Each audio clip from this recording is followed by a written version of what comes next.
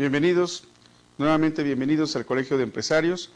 Vamos a pasar hoy a la sección número 10 de entorno de la empresa. Muchas veces me ha tocado escuchar personas que dicen este país es esto, este país es lo otro, este país no sirve, si estuviéramos en tal lado. Y también me he encontrado a personas que contestan a estos, pues vete al país que quieras, ¿no? ¿Por qué quiero empezar con esto? Porque hoy nos toca ver cómo el gobierno, como entorno de la empresa, influye en esta. La idea es que influya para beneficiar, no para perjudicar. Pero, bueno, pues el gobierno finalmente cumple una función. A algunos no les parecerá, a otros sí, pero pues el país lo hacemos todos nosotros. Los gobernantes es, en relación con el resto del país, pues es una minoría. Entonces, el día de hoy vamos a ver lo que el gobierno, cómo es que el gobierno como entorno externo impacta a la empresa. Vamos a ver qué funciones tiene el gobierno como regulador de las actividades empresariales y también vamos a distinguir algunas leyes que rigen los negocios. Las vamos a mencionar, no vamos a hablar directamente de ellas y cómo es que funcionan para impulsar a las empresas. El día de ayer casualmente recibo un mail de un amigo mío argentino que me dice, oye, ¿cuáles son los organismos reguladores de agua, de energía, de economía y de las pymes en este país? Bueno, pues basta con buscar la página de México, ¿verdad?, la del gobierno federal, y ahí vamos a encontrar pues la Secretaría de Energía, la Secretaría de Economía, y en la Secretaría de Economía hay algo que se llama Contacto Pyme. Entonces este buen amigo, a pesar de que se dedica a sistemas, pues no es muy ducho buscando en internet. Ya le contesté y ya con algunas malas palabras, ¿verdad? Además es argentino y se vale. Y bueno, estoy esperando su respuesta. Como pueden ver, la tecnología ha alcanzado también al gobierno como entorno. Así como afecta a las empresas, afecta al gobierno. Pero usamos la palabra afectar normalmente cuando causa un daño. No, también puede afectar positivamente, ¿no? Pero para no usar la palabra afectar, entonces usamos la palabra influye, que también a veces le damos una connotación positiva y a veces le damos una connotación negativa. El gobierno influye en las empresas. El gobierno también es influenciado por su entorno, en este caso la tecnología. Podemos encontrar páginas en donde ya está el gobierno del país, ¿verdad?, con todas sus secretarías, y podemos navegar por ahí. Se los recomiendo, se van a encontrar cosas interesantes y cosas que no sabían ustedes seguramente que el gobierno también hace. Entonces la regulación es la manera que tiene el Estado, ¿sí?, como estructura legal, social en un país, es la regulación que tiene y la manera de intervenir a través de restricciones legales, a través de restricciones legales expedidas por órganos administrativos del mismo Estado. ¿Y con qué propósito? Pues alcanzar los resultados que difícilmente de otra manera se alcanzarían. Si no hubiera regulación, todo, absolutamente todo, pues se volvería una anarquía. Entonces sí necesitamos la regulación. En las mismas empresas, si no hubiera regulación, pues habría también una anarquía. Entonces las reglas, las leyes, las normas, pues nos benefician. A nadie le gusta que le pongan controles, pero son necesarios. ¿Sí? Hoy muchos psicólogos y pediatras hablan de ponerle límites a los niños, ¿no? Bueno, pues cuando somos adultos ya no nos ponen límites, nos ponen leyes, ¿sí?, y de todo tipo. En términos generales, la regulación busca corregir diversas fallas de mercado o prevenirlas, ¿sí?, no solamente corregirlas, sino prevenirlas, estar alertas, que no se cometan, ¿sí?, y lograr la consecución de los fines sociales. ¿De cuáles fines sociales? Bueno, de lo que cada gobierno de cada país pretende, busca o logra. Podemos definir el término regulación como un conjunto de prácticas y reglamentos mediante los cuales el gobierno modifica u orienta la conducta o la estructura, o en vez de o la estructura de una industria o del servicio público o el sector privado para minimizar los costos de transacción entre los asociados. para minimizar los efectos de este tipo de regulación, de este tipo de negociación o de actividad. Es decir, estas regulaciones me van a permitir a mí como empresa hacer las cosas de una manera que yo sepa que no estoy afectando, por ejemplo, ni el medio ambiente, ni a la sociedad de manera negativa, o tratando de cambiar la cultura de un país. Les hablaba yo en la sesión pasada que si ustedes observan en los programas de televisión mexicana, casi no usan palabras de otro idioma, a menos que sea estrictamente indispensable. Y ponía yo como ejemplo la parte de los deportes, ¿sí? Ya no hay fullback, ya ahora son alas cerradas, tackles, etcétera. Han castellanizado los vocablos ingleses. ¿Por qué? Pues por protección del idioma. Están protegiendo la cultura, ¿sí? A veces esas protecciones las consideramos exageradas, como por ejemplo cuando alguien canta el himno nacional y se equivoca, pues les llaman la atención y se le hace saber a todos los demás que se le llamó la atención a las personas. Si lo vuelve a hacer, causaría una multa, y las multas, hasta donde yo sé, son grandes. Dirá uno, bueno, pero si los gringos se ponen la bandera hasta en la ropa interior, bueno, sí, pero vean también la posición de los Estados Unidos, del pueblo de los Estados Unidos ante el resto del mundo, la imagen que se tiene y la imagen que se tiene de los otros mexicanos en el resto del mundo. Dicho sea de paso, si no han viajado fuera de su país, el día que les toque verán que en términos generales en todos los países somos muy bien recibidos, ¿sí? Gracias a la labor que nuestros gobiernos o diferentes gobiernos a través de los años han hecho a favor de la imagen de los mexicanos. Siempre nos reciben con la palabra de amigo, tequila o compadre. Con eso ya nos identifican. Por cierto, la canción con la que nos identifican es con Cielito Lindo, y me parece que es de origen cubano. Ahí se los dejo de tarea. ¿Ves? La regulación es la forma de intervención del Estado a través de restricciones legales, ¿sí? Es lo que yo explicaba hace un momento, ¿no? Busca corregir, entre las fallas que busca, o entre las diversas fallas de mercado que busca corregir o evitar, están las fallas de competencia, las cuestiones externas, la información incompleta, bienes públicos, y lograr la consecución, obviamente, de sus fines sociales. Esto ya lo había comentado, ¿sí? También ya habíamos definido la reglamentación como el conjunto de prácticas mediante el gobierno orienta la conducta, la estructura de una industria, un servicio público, un servicio privado, etcétera, para evitar los costos de las transacciones. Tenemos aquí, voy a dibujar, ya no vamos a usar el verde, ya salimos de la parte ambiental. Vamos a dibujar aquí un triángulo, ¿sí? Bueno, parece que este no se dejó. Vamos a ver que el gobierno balancea intereses. Vamos a poner aquí en la cúspide, gobierno. ¿Y qué intereses balancea el gobierno en cuanto a las empresas? Bueno, tenemos en esta base de la pirámide a las empresas. Voy a volver a intentar dibujar mi triángulo. Y en el otro extremo tenemos a los consumidores. Si vamos a pretender que este es un triángulo equilátero, todos sus lados son iguales, como el que tienen ustedes en su diapositiva. ¿Qué es lo que pretende el gobierno en cuanto a las empresas y en cuanto a los consumidores? Bueno, la función principal que tiene el gobierno es el balance de los intereses de uno y de otro grupo, ¿sí? Por ejemplo, ¿qué hace el gobierno en función de las empresas? Lo que hace el gobierno es garantizar las inversiones.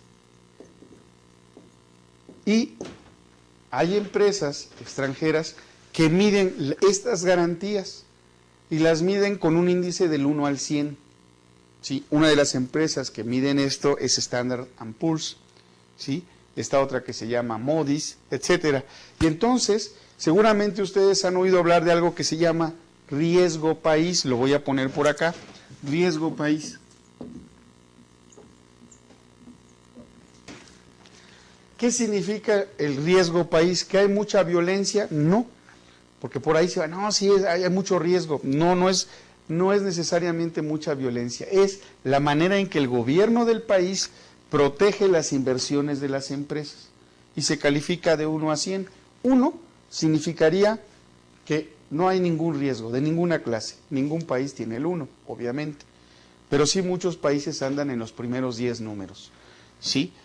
O en los siguientes 10 números al 1. México en este momento no recuerdo, creo que la vez anterior andábamos ya por el 40 y algo, bajamos, ¿sí? Pero no tiene que ver la violencia, sino cómo se protegen las inversiones de los empresarios en este país.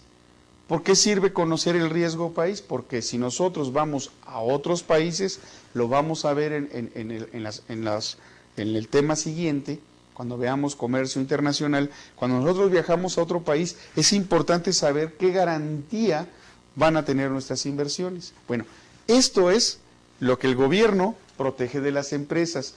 ¿Qué protege de los consumidores? Bueno, pues los protege a ellos mismos, protege a sus consumidores. ¿De qué los protege? De que las empresas no tengan abusos, que entreguen lo que las empresas promovieron, que el consumidor reciba exactamente lo que el empresario, el negocio, se comprometió a entregar. De hecho, en México tenemos algo que se llama Profeco, vamos a ponerlo por acá, que es la Procuraduría Federal de Protección al Consumidor, ¿sí? Profeco. Entonces, esta protección al consumidor es de esto. Hoy lo vamos a ver las leyes del consumidor, porque aunque no lo crean, tenemos leyes que nos protegen. Lo que pasa es que no las conocemos. Entonces, el gobierno lo que hace finalmente es regula, es el regulador de las relaciones entre este con este. Estamos hablando única y exclusivamente a nivel empresa. ¿Cómo afecta el gobierno a las empresas? Bueno, busca que las empresas tengan una seguridad en cuanto a sus inversiones, pero por otro lado que cumplan a los intereses de los consumidores. ¿Se acuerdan cuando hicimos el ciclo económico? Encontramos que habían 3 factores: gobierno, empresas, consumidores, que también le podríamos llamar familias, no solamente consumidores, ¿sí?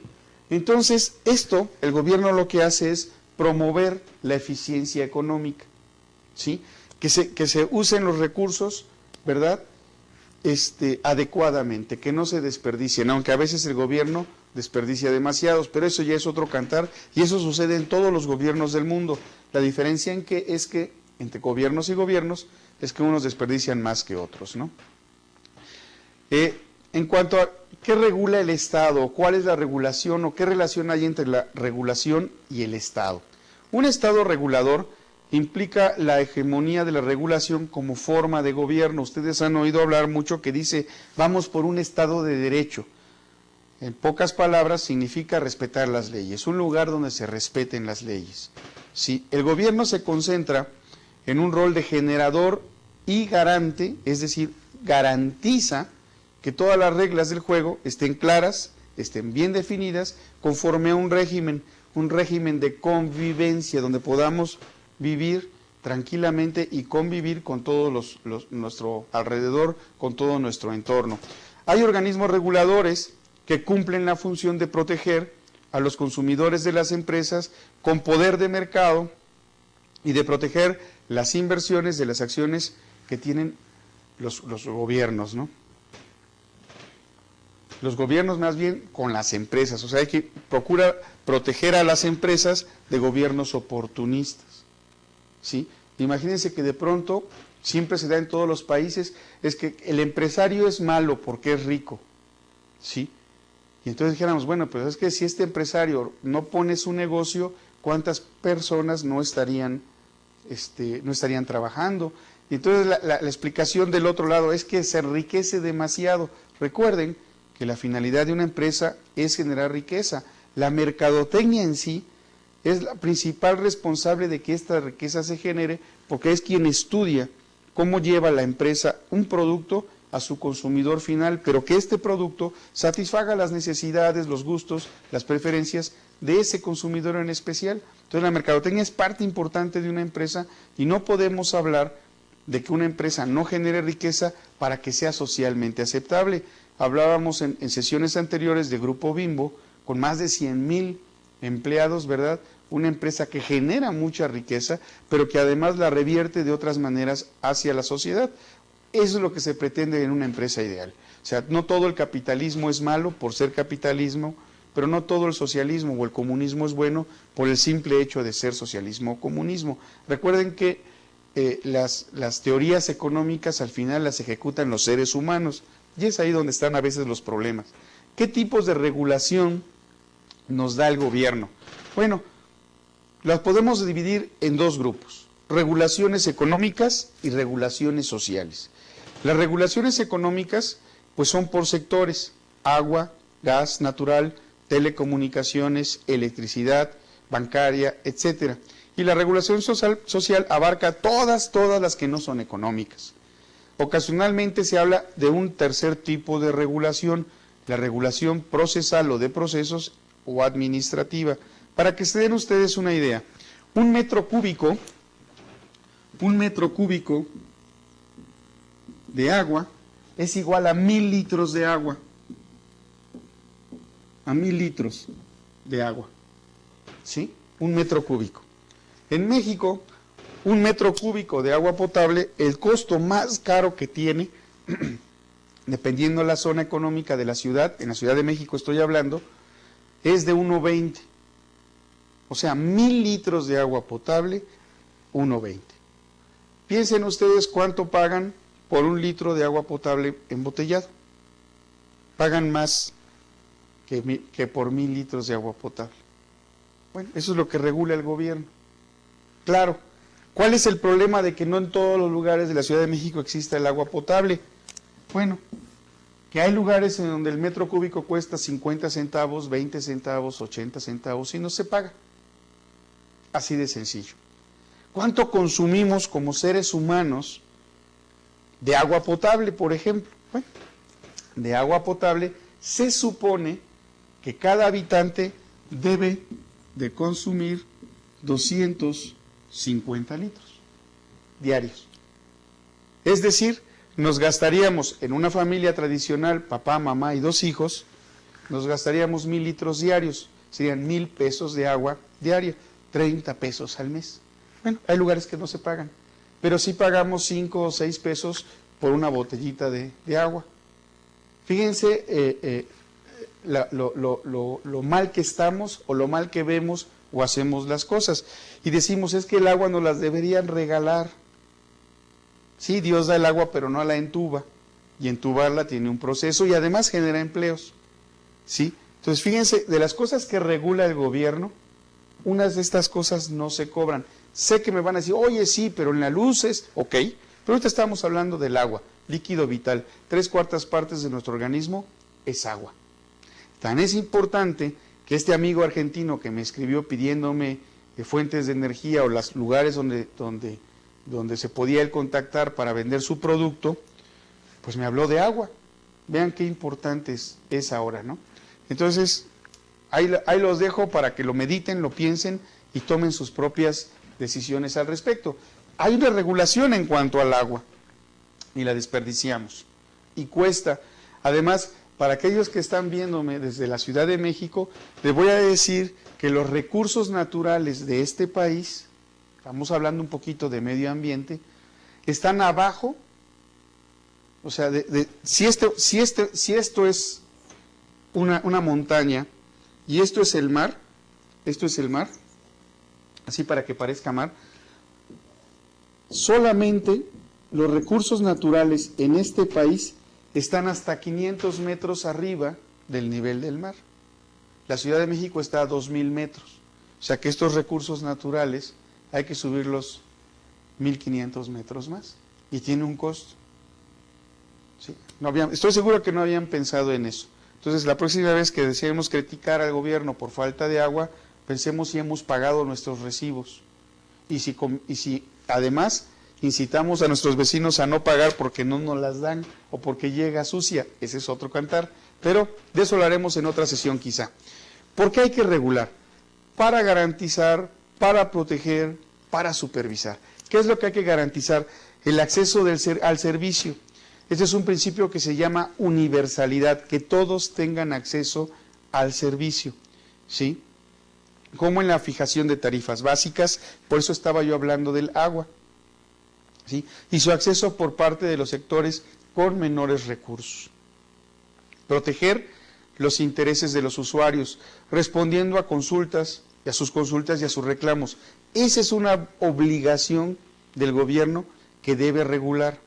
Que no la regule o que no se tome en cuenta es otra cosa, pero los gobiernos de todos los países están obligados a hacer eso. Supervisar, ¿qué es lo que tienen que supervisar? Las operaciones de las empresas, ¿sí? Sobre todo de las empresas privadas, ¿sí? O en monopolios públicos, por ejemplo. ¿Qué es un monopolio? Cuando en un mercado una sola empresa es la que regula todos los productos que se venden o un producto que se vende en ese mercado. Solamente hay un ofertante. Un duopolio es cuando hay dos.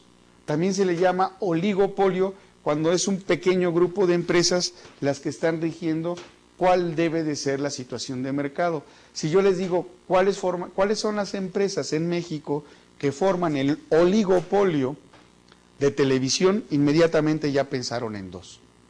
Si yo les digo cuáles son las empresas en México que funcionan como un oligopolio de refrescos de cola, pues a lo mejor algunos piensan en dos y otros pensarán ya en tres, porque la tercera que llegó ya va ganando mercado. Bueno, lo que el gobierno tiene que hacer es que estas empresas que crecen no impidan el crecimiento de nuevas empresas en esos mismos sectores, ¿sí? Eso es lo que tiene que supervisar. Tiene que estimular también, modificar y garantizar. Estimular la innovación, que las empresas constantemente estén desarrollando nuevos productos, ¿sí? Pero para que esto suceda debe de haber un ambiente que lo propicie. En nuestro país, el 0.5% del Producto Interno Bruto lo dedica el gobierno a investigación. Ni siquiera llega al 1%. Entonces, ahora nos explicamos por qué estamos tan atrasados en tecnología desarrollada en nuestro propio país. También en cuestión de modificar la estructura de la industria. ¿Por qué tiene que modificar la estructura de la industria? ¿En qué sentido? Facilitando la entrada de nuevas empresas para fortalecer el nivel de competencia. Entre más empresas hayan en el terreno, significa dos cosas. Que hay capacidad económica, ¿sí? Que se puede competir. Entre más empresas ofrezcan el mismo producto, los beneficiados vamos a ser nosotros como consumidores. Y ustedes, como estudiantes de mercadotecnia, tienen que sacarle filo todos los días a su hacha para seguir cortando la leña de la mercadotecnia, para poder seguir haciendo programas de mercadotecnia, estrategias de mercadotecnia que le permitan a sus consumidores adquirir los productos que ustedes mismos se van a encargar de promocionar. Para lo cual el gobierno necesita, veamos el tercer renglón de su diapositiva, garantizar que las reglas sean equitativas para todos, sean las mismas para todos, tanto para las nuevas empresas como para las ya existentes. ¿Qué debe de regular? Pues debe de regular los estándares técnicos y operativos de los operadores y de sus operaciones. ¿Quiénes son los operadores? Estos. ¿Cuáles son las operaciones a las que se refieren? Las operaciones comerciales. No es lo único que debe regular, pero recuerden que estamos viendo cómo el gobierno influye en el entorno de la empresa. Ahorita estamos viendo al gobierno desde el punto de vista de empresa. Lo podemos ver desde el punto de vista legal, por ejemplo, o lo podemos ver como ciudadanos. Pero el día de hoy, la sesión es única y exclusivamente gobierno-empresa. Los estándares de calidad del producto y del servicio que ofrecen, también el gobierno los regula, ¿sí? Y los precios. Los precios, las empresas los ponen, ¿sí? El gobierno aquí no se mete en los precios más que en determinado tipo de productos, los que ya se han considerado básicos.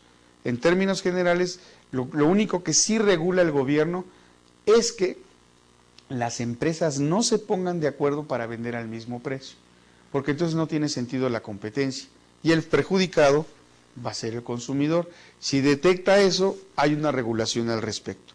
Regula que, por ejemplo, en licitaciones, las empresas no se pongan de acuerdo para que lleguen todas con el mismo precio alto. ¿Por qué no van a llegar con un precio bajo, verdad? A veces es verdad que las empresas tienen que generar riqueza, pero a veces las queremos generar en cuestión de minutos y tampoco se vale. Ahora bien, la función reguladora debe de tener una autonomía, debe de ser autónoma, ¿sí? Cuando hablamos del gobierno como organismo regulador de la actividad económica, aquí tenemos los tres, ahora los voy a poner en rojo, los tres factores que intervienen en el ciclo económico, ¿sí? Empresa, familias o consumidores y gobierno. Entonces, el gobierno es el principal organismo que regula esta actividad económica, ¿sí? Es la manera en que el gobierno le da institucionalidad, le da carácter de institución a toda la maquinaria estatal, a todo lo que hace el gobierno. Depende del balance, esto va a depender del balance entre las fuerzas de los regulados, las empresas, ¿sí? Y de las autoridades políticas, de los usuarios también. Cuando hay un monopolio, es muy difícil que el gobierno haga su función de regulación, porque existe un monopolio, ¿sí? Solo que a veces entendemos mal la situación, a veces propiciamos, el mismo gobierno con su regulación propicia que se formen monopolios. Y bien, cuando este monopolio ya es muy grande y quieren meter competencia, los nuevos competidores dicen, oye, las reglas no son iguales, este amigo no coopera, ¿sí? No voy a decir marcas, no voy a decir empresas, eso es algo que a ustedes les va a tocar investigar en su actividad de aprendizaje, ¿sí? Entonces, el balance, la regulación del gobierno que hace con una empresa también va a depender, ¿verdad?, de quiénes sean los regulados. Es muy fácil regular a las empresas que económicamente no tienen poder, pero las empresas que pertenecen a la bolsa de valores, las 35 empresas que fijan el índice de precios y cotizaciones del país, pues a ellos sí va a costar un poquito más de trabajo dictarles ciertos lineamientos por el poder económico que tienen. Además, la mayor parte de ellas, si no es que todas, son internacionales. ¿Qué hace el gobierno entonces para regular? Hace leyes, ¿sí? Y la ley es el soporte racional de la relación gobierno y gobernados. ¿Por qué hago hincapié en que es el soporte racional? Porque la fuerza la debe de tener la razón, no a la inversa. No hay que usar la razón de la fuerza. Es decir, cuando queremos solucionar algo, hay que ver qué se puede hacer legalmente. No es a gritos y a somberazos, ni con plantones, ni con pintar calles, como se van a cambiar las cosas. En el mundo ya tenemos demasiada violencia. Están las leyes, hay que conocerlas, hay que entenderlas. Ustedes, como especialistas en mercadotecnia, tienen que conocer cuál es la regulación, la reglamentación, las leyes que los van a afectar a ustedes directamente para cumplirlas. Pero también para que no se abuse de ustedes. Cumple doble función. Ustedes deben de ser responsables de cumplir esas leyes, pero también tienen la obligación de conocerlas para que otros no abusen de ustedes, ¿ok? Una sociedad sin leyes que encaucen la vigilancia social de su gobierno es una sociedad altamente propensa a su descomposición. Las leyes, aunque no nos gusten, porque son manera de controlar, es un control, son necesarias. Ustedes como especialistas en mercadotecnia, cuando hagan una campaña publicitaria, le van a tener que dar seguimiento y van a tener que darle seguimiento a cada peso que ustedes gasten. Bueno, eso se llama control. A las personas que ustedes le apliquen ese control, que usualmente puede ser una agencia de publicidad o puede ser el equipo de ventas de la organización, no le va a gustar ese control, pero se tiene que hacer. Si lo llevamos a nivel macro, si lo llevamos fuera del entorno de la empresa, es exactamente lo mismo, ¿sí? Antes de entrar a la reglamentación de los negocios, es muy importante determinar la jerarquía de las leyes en México. ¿Por qué las leyes tienen una jerarquía? Voy a borrar ya esto, ¿sí? ¿Y a qué se refiere esta jerarquía? ¿Hay leyes más importantes que otras? Sí, sí las hay. ¿Sí? ¿Cuáles son esas leyes más importantes? Bueno, primero vamos a entender cómo es la jerarquía. ¿Sí? ¿A qué nos referimos? Bueno, tenemos leyes que son federales. Estas son para todo el país. Tenemos leyes que son estatales.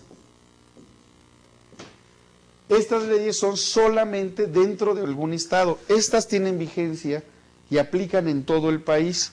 Las estatales solamente en determinados estados. Voy a poner algunos ejemplos de leyes federales.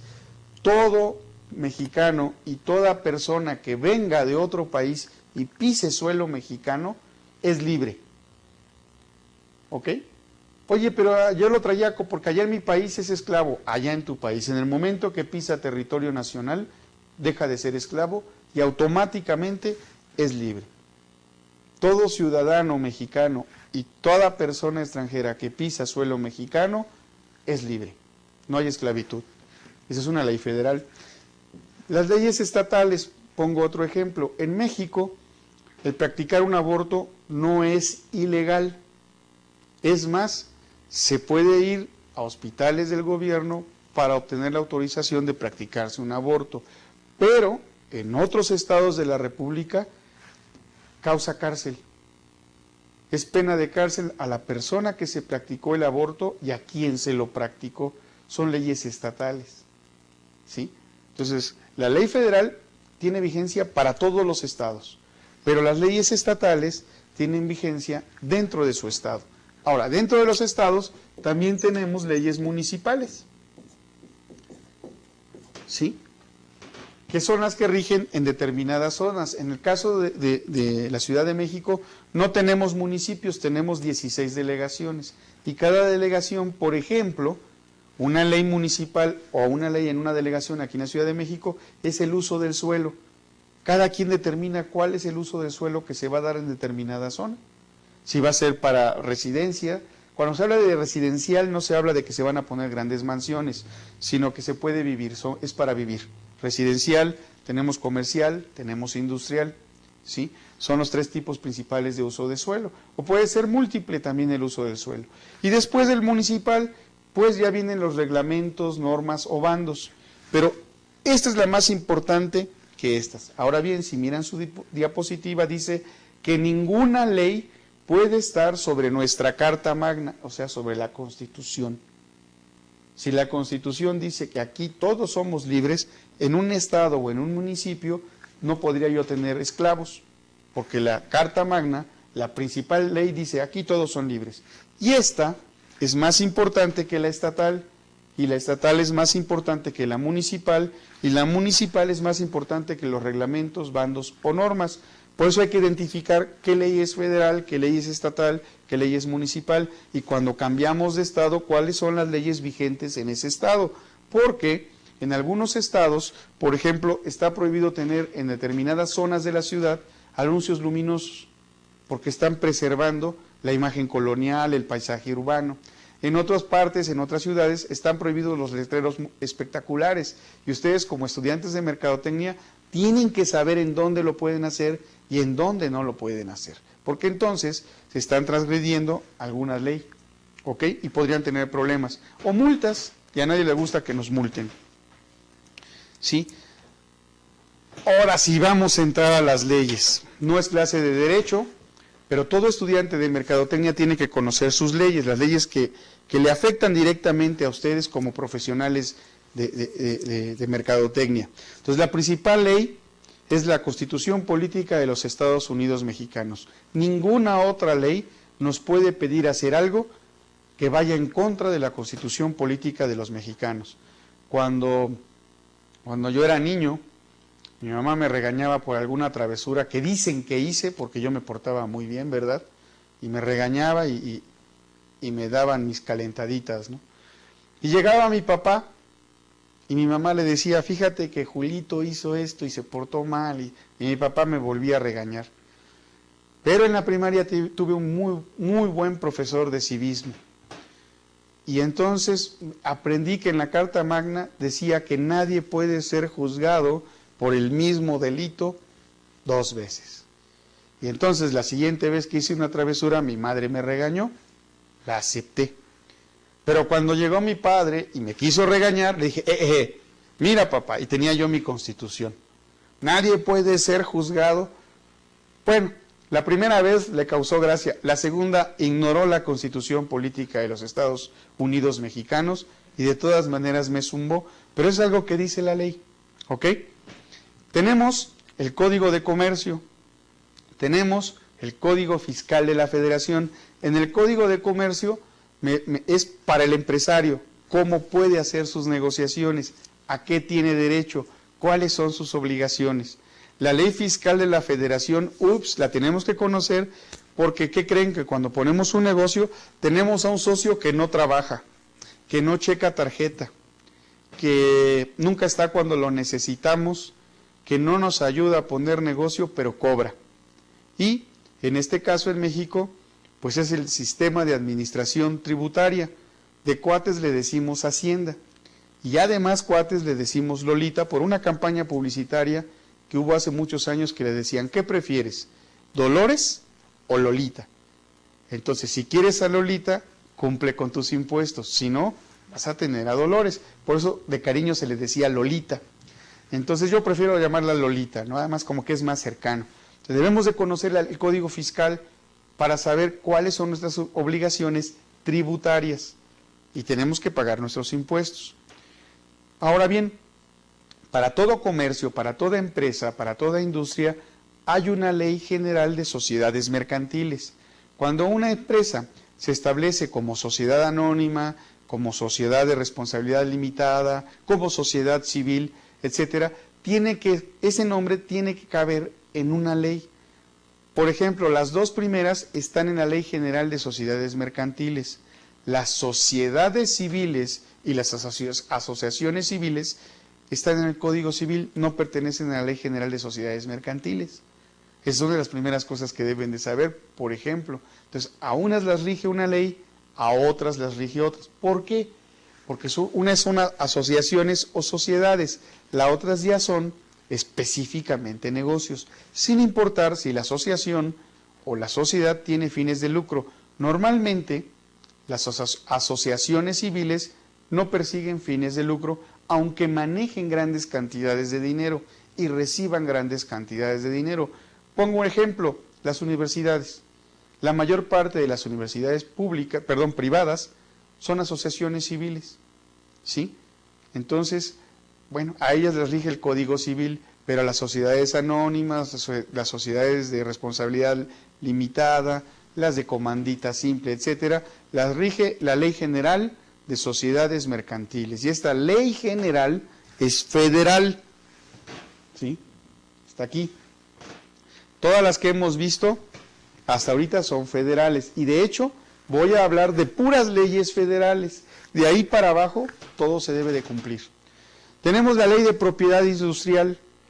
¿Qué es la propiedad industrial? A lo mejor lo entendemos más fácilmente como derechos de autor, ¿sí? Cuando yo tengo una patente, y voy a hacer una diferencia aprovechando ahorita el espacio, cuando yo tengo una patente de un producto, tengo que registrarla, y hay una ley de propiedad industrial, ¿sí? Que me va a dar mi patente, mi marca registrada. Este es mi logo, yo lo diseñé, y por ahí van a encontrar que algunos logos tienen a su alrededor una R así y en un circulito, ¿sí? En algunos casos es una MR, marca registrada, y un circulito chiquito. Quiere decir que no lo podemos copiar, no lo podemos apropiar y usarlos nosotros. Dicho sea de paso, en algún blog que luego les daré de China, bueno, el blog es de un mexicano que habla de los chinos y todo lo que han copiado y lo desvirtúan tantito para darle su propio toque, ¿no? Entonces, bueno, en México esto significa que está registrado, que tiene dueño, que tiene autor. Si ustedes se fijan en sus diapositivas, hay un circulito, hay una C con un circulito. ¿En qué parte? en el ángulo inferior derecho, viendo de frente su diapositiva. Y ahí dice copyright, quiere decir que esos derechos están registrados incluso en los Estados Unidos. No fueron en México, fueron en los Estados Unidos. Por eso dice copyright. Tiene derechos registrados. Eso me lo protege la ley de propiedad industrial.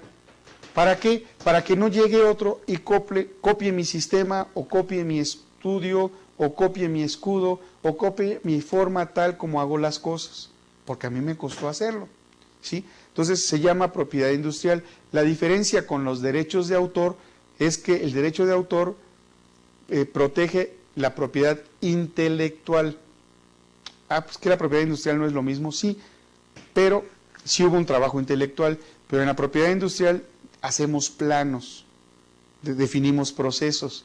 En la ley de derecho de autor escribimos canciones, poemas, libros. ¿Van entendiendo la diferencia? No tenemos que hacer un plano para diseñar un libro o para generar una canción.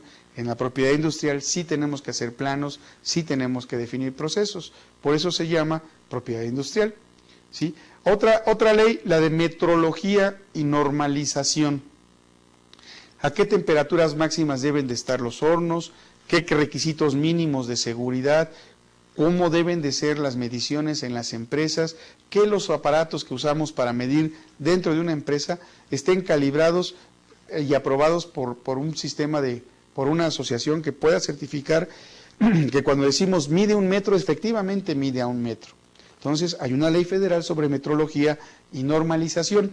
Esta ley, perdón, cuando yo me quiero certificar como con un programa de aseguramiento de calidad, tengo que hacer uso de ella para justificar que mis equipos, mis aparatos de medición están perfectamente calibrados, están dentro de estas normas o de esta metrología, ¿verdad? Y que fueron certificados con regularidad y con frecuencia, y que llevo además registros de que se están certificando constantemente.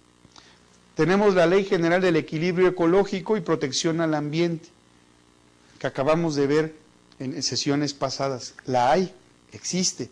Tenemos una Ley General para la Prevención y Gestión Integral de los Residuos, que hablamos en 2 sesiones anteriores, cuando vimos medio ambiente y cuando vimos empresas socialmente responsables. Ahora bien, hay leyes de Hacienda, no solamente la fiscal de la Federación, sino también tenemos leyes hacendarias. La Ley Federal de Derechos del Contribuyente, vale la pena estudiarla. ¿Cómo me afecta a mí? ¿Cómo me conviene a mí? ¿Sí? Ley de Impuestos al Valor Agregado, IVA. Ley de Impuesto Empresarial a Tasa Única, el conocido como IETU. ¿Sí? La Ley de Impuesto Especial sobre Productos y Servicios, que esa es una nueva. La Ley del Impuesto sobre la Renta, que pagamos todos pagamos impuestos sobre la renta, todos los que trabajamos, ¿verdad?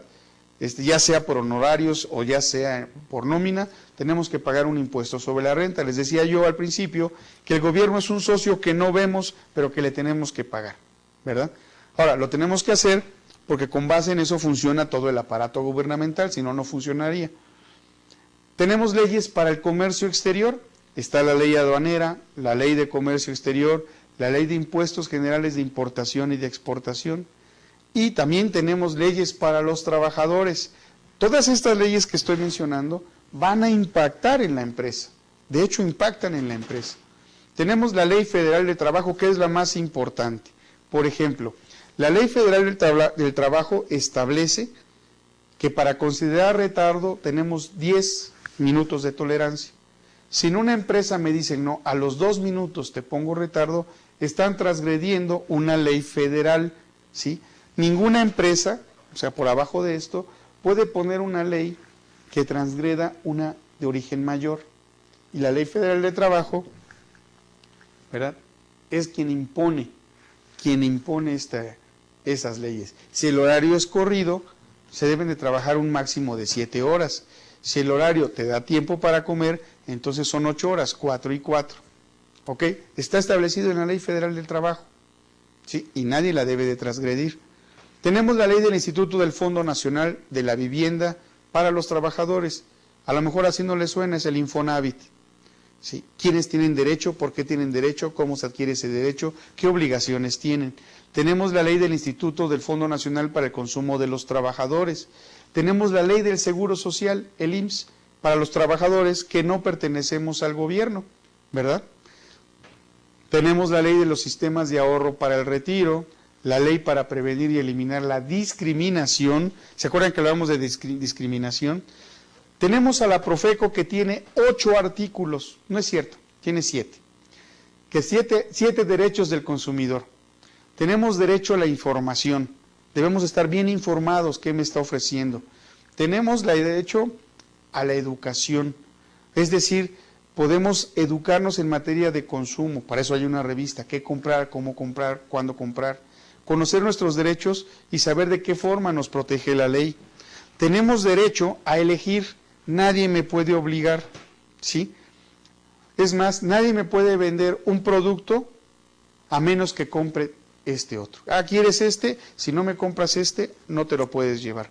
Derecho a elegir, derecho a la seguridad y a la calidad, que lo que yo compro no me ponga en riesgo, no atente contra mi salud o contra mi vida.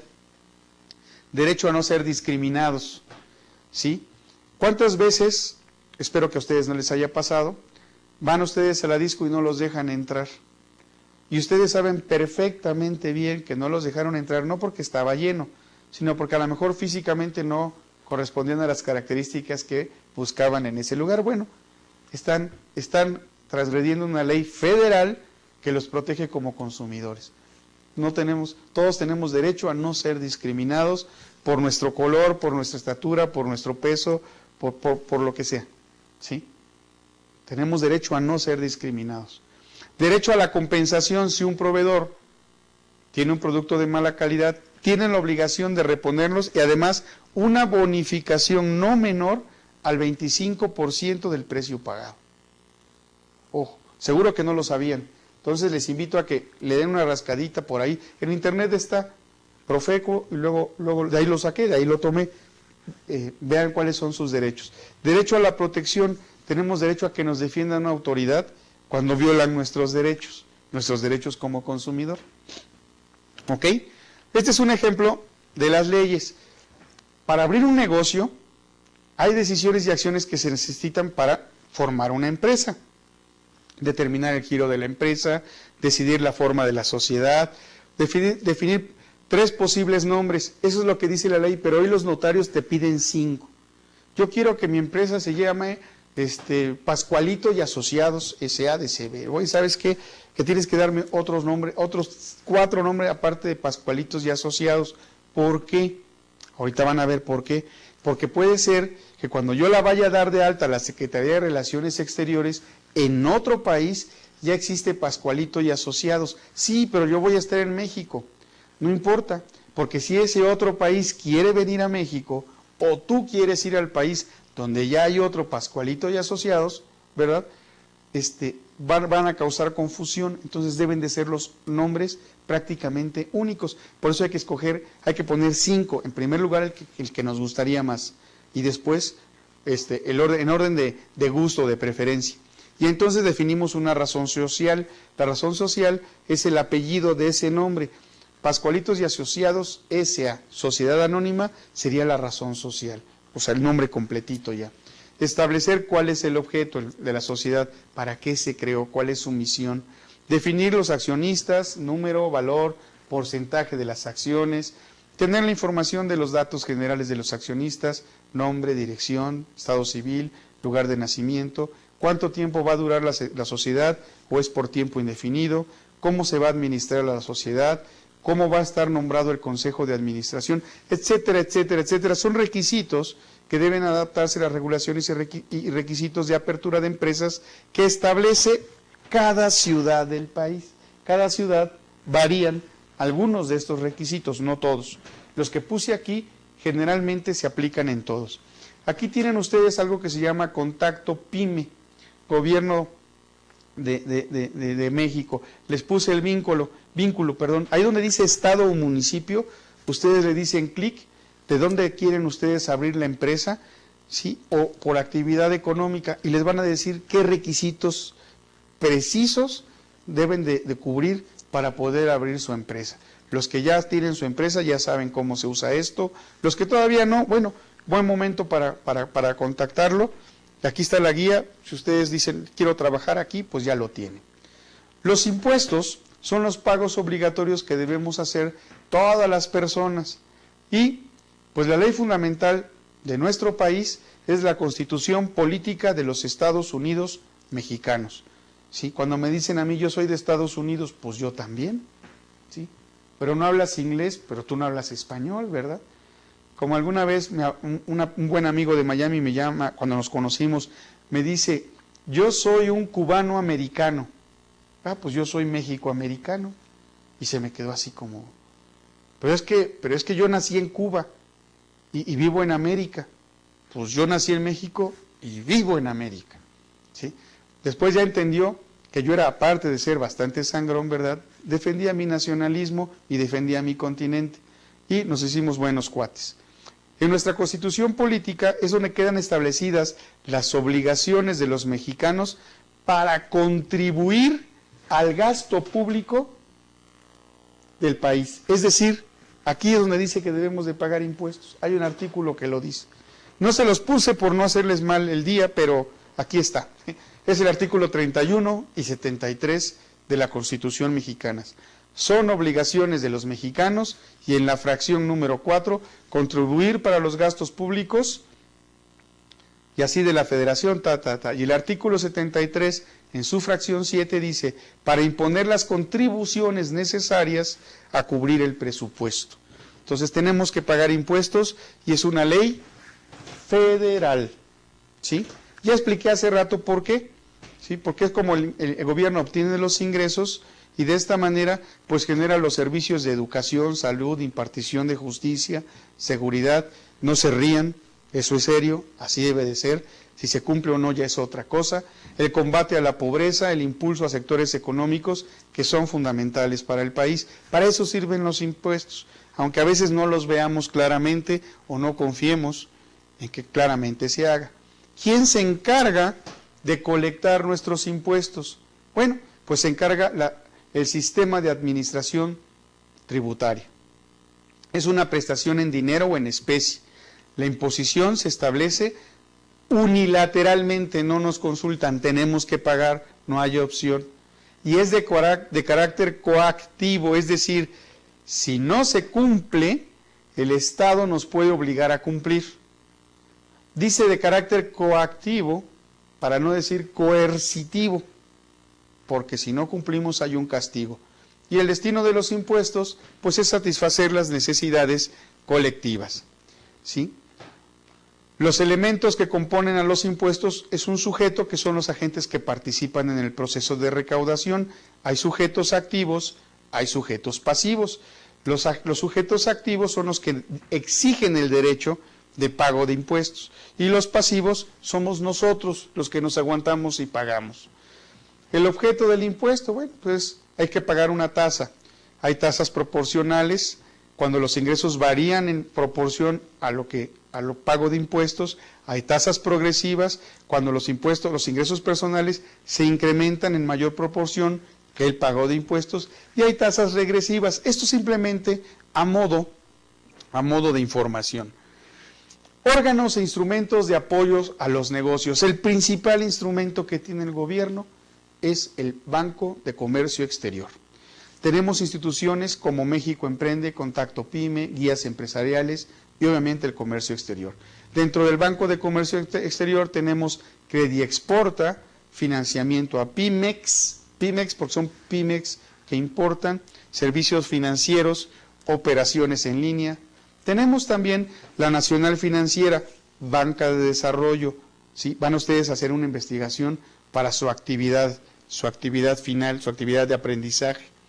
Y aquí están los servicios que nos da la Nacional Financiera, en Eurocentro de Cooperación Empresarial, programas de apoyos, Invierte México, etcétera, etcétera. Y hay otro grupo, el Centro Empresarial México, Unión Europea, que ayuda a las pymes a tener contactos con las empresas en otras partes del mundo. Tiene diferentes instrumentos. técnicos, de diagnóstico. Los vamos a ver más adelante, por eso no me centré mucho en ellos, cuando veamos comercio internacional. Por lo pronto, paguen sus impuestos, no le deban a Lolita. Estén muy bien, nos vemos la próxima sesión.